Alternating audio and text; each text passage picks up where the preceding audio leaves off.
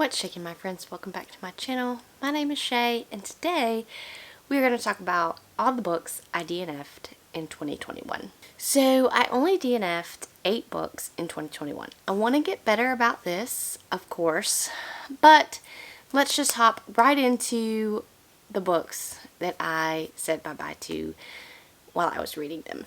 The first book that I want to talk about is The Green Glass House. I'm not sure the writer of it, but it is a middle grade story, and I'm not going to talk too much about what these are about, but this one particularly, as you will see with a lot of other books on this list, I think my problem was, number one, it's a middle grade, so it's not in my age range, but so many people love this series of books, and I think a lot of the issue also was that the audiobook just didn't grasp my attention, and this unfortunately was one I was trying to read completely by audiobook. And if an audiobook doesn't grasp me, then I can't pay attention to the book, and therefore I DNF'd this one.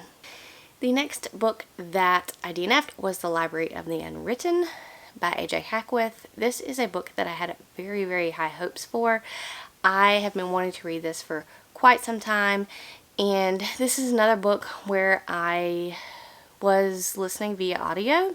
I did have the physical copy, so for some of the time I was reading along while I was listening to the audiobook, but for a lot of it I was just listening to the audiobook, and I just did not connect with these characters enough to continue on with the story. I did keep the book for a very long time, thinking that I was going to try it again, but I recently did go ahead and decide to unhaul that and just say goodbye to it.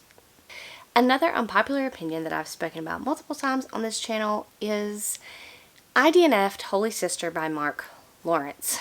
I liked Red Sister. I really wasn't that much a fan of Gray Sister, but I absolutely positively, with how he wrote Holy Sister and the timeline of events that were happening in the book that was so different from the first 2 books, made me DNF this, and I'm very, very sad about it. But again, that was a series that I just tried to keep pushing through because I knew it was so popular, but overall it just was not for me.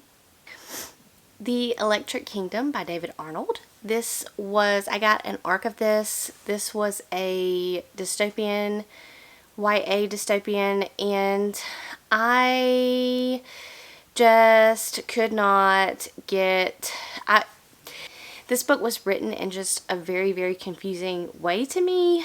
It is very, very... I've learned that I'm not the biggest fan of, like, plague or virus dystopian novels, so I probably will not read that many more, but this one was just a little boring for me, and then it got really, really confusing with where it was going, and I thought it was written confusingly, so I ultimately decided to DNF that. Quickly, I tried to read another indie romance, Lies and Lullabies by Serena Bowen.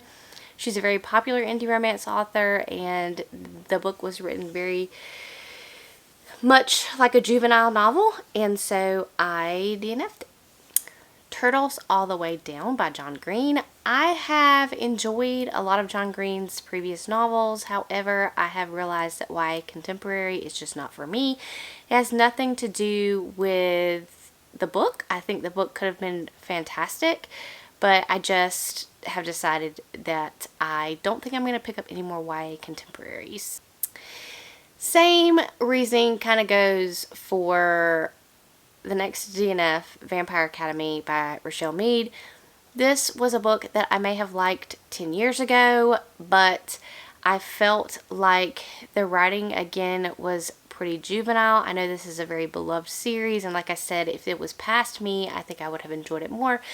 But I DNF'd this. I was not connecting at all with the characters. I know, like I said, I know people really, really love this series, and I gave it a shot, but it just was not for me.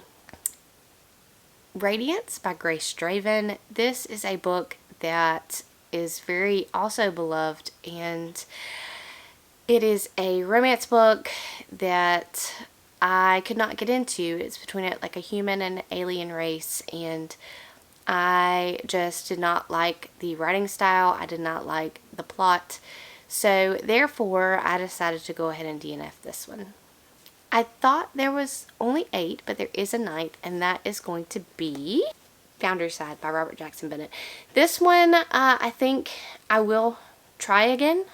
I really liked the first 25% of this book. I was really into it, loved the characters, and then once we moved on from there, I got very lost, confused, and just didn't enjoy the rest of the story. But I think that I really want to give this one another shot, which is why I'm keeping it, and I hope to come back to it again one day. Again, all these books you could really, really love.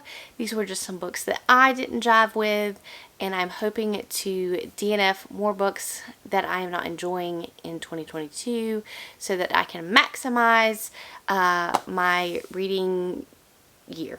So, alright guys, thank you so much for watching.